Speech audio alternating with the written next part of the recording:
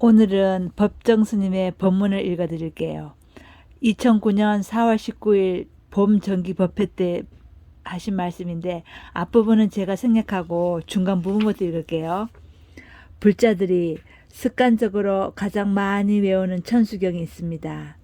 절에 법회가 있을 때마다 천수경과 반야신경은 빼놓지 않고 외우지 않습니까?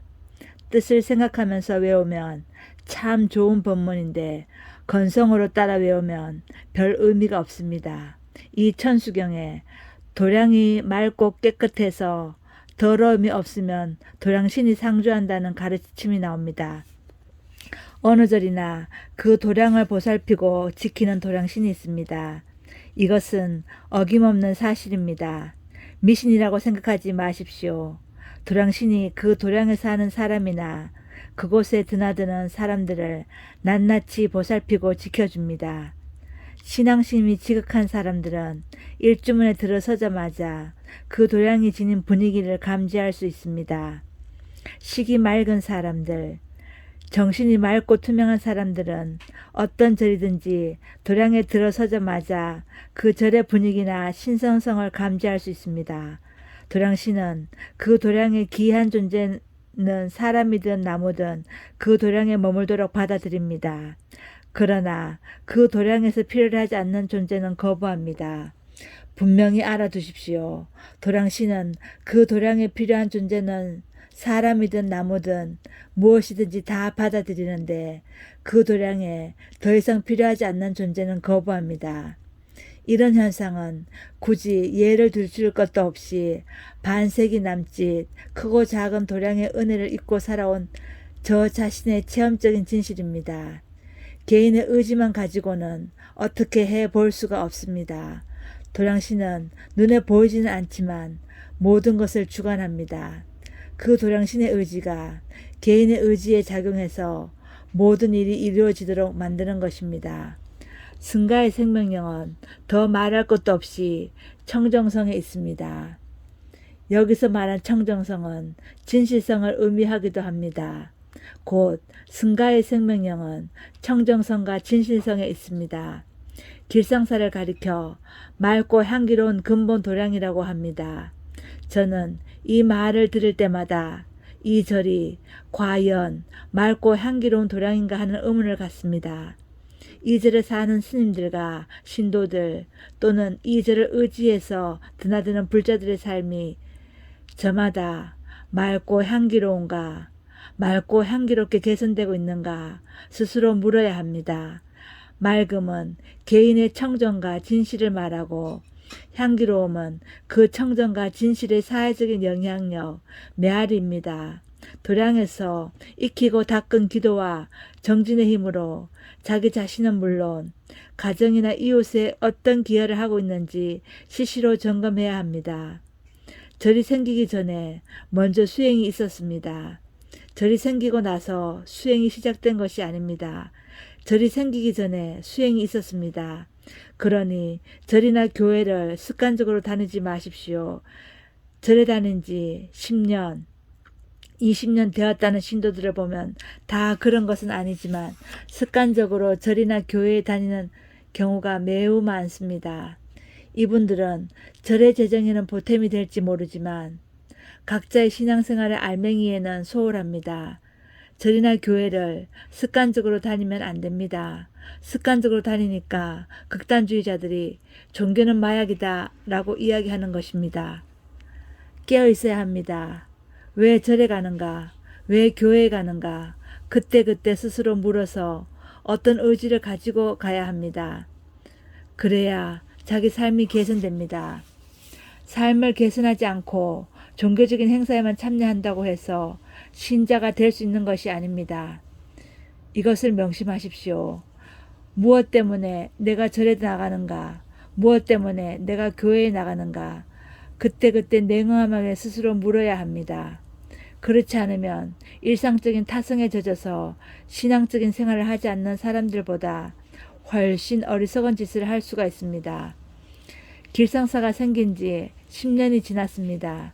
그동안의 여러 불자들의 신심과 정성으로 현재와 같은 절이 되었습니다. 그러나 진정한 도량은 눈에 보이는 건물만으로 이루어지지 않습니다. 건물은 한때 존재하다가 없어집니다. 절이 있기 전에 먼저 수행이 있었습니다. 건물이 있기 전에 먼저 진리 추구가 있었습니다. 도량은 눈에 보이는 건물로만 이루어지지 않습니다. 도량에 사는 사람들과 도량을 의지해서 드나드는 여러분의 삶이 맑고 향기롭게 개선되어야만 비로소 도량다운 도량으로 거듭날 수 있습니다. 스님들은 한때 머물다가 떠나가는 나그네들입니다.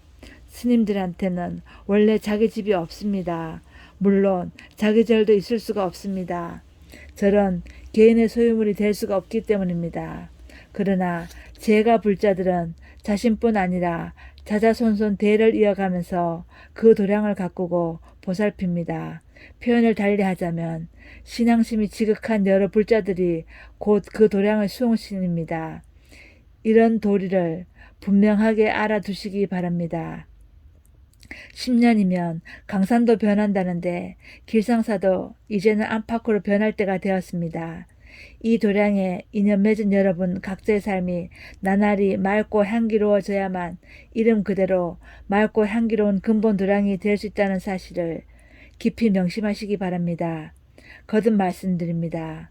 제가 불자들이 승단에 기여하는 것은 그 청정성 때문입니다. 청정성과 진실성이 승가의 생명력입니다. 스님들과 개인적으로 친분을 이루고 있다고 해서 세속적인 인정에 매달리지 마십시오. 흔히 나만 믿고 살라고 하면서 신도들에게 무책임한 말을 하는 사람들이 들어 있습니다.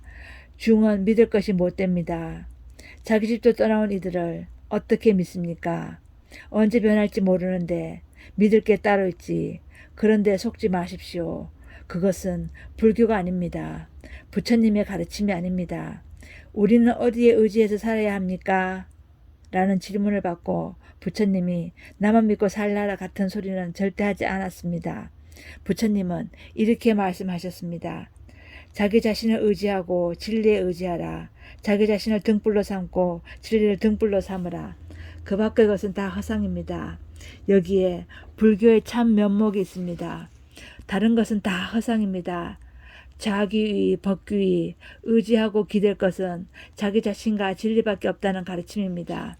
이 눈부신 봄날 새로 피어나는 잎과 꽃을 보면서 무슨 생각들을 하십니까? 각자 험난한 세월을 살아오면서 참고 견디면서 갖고 온 그 씨앗을 이 봄날에 활짝 펼치시기 바랍니다. 봄날은 갑니다. 덧없이 갑니다. 제가 이 자리에서 미처 다 하지 못한 이야기는 새로 돋아나는 꽃과 잎들이 전하는 거룩한 침묵을 통해서 들으시기 바랍니다. 어때요, 행복이님들? 자기 자신에게 의지하고 진리에 의지하라 그러죠.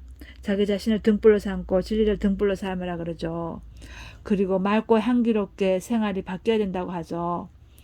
저는 어떻게 해야 맑고 향기로운 삶을 살 수 있는지 가끔 고민을 해요. 그러면 이런 답이 나오더라고요.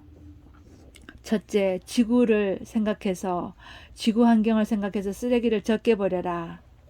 그리고 과소비하지 말라. 적게 소유하라. 그 다음에 타인을 도울 때는 대가를 바라지 말라. 그리고 다른 사람들에게 나쁜 말을 하지 말라. 그리고 다른 사람을 축복해주고 세상 만물을 사랑하라. 그리고 음식물을 남기지 말라. 감사히 먹고 일하는 사람의 수고를 덜어줘야 한다. 그리고 지구 반대편에 아픈 사람들을 도와줘라. 그리고 항상 집이든 집 밖이든 깨끗하게 청소하고 집이든 집 밖이든 깨끗하게 하고 살아라. 어때요? 제 생각이 틀렸나요? 저도 잘 모르죠. 그쵸? 맑고 향기롭게 산다는 건 언제나 숙제 같아요. 행복이님들은 맑고 향기롭게 사시죠? 우리 행복이님들은 진실되니까. 행복이님들, 오늘 밤에는 법정스님의 맑고 향기롭게 살으라.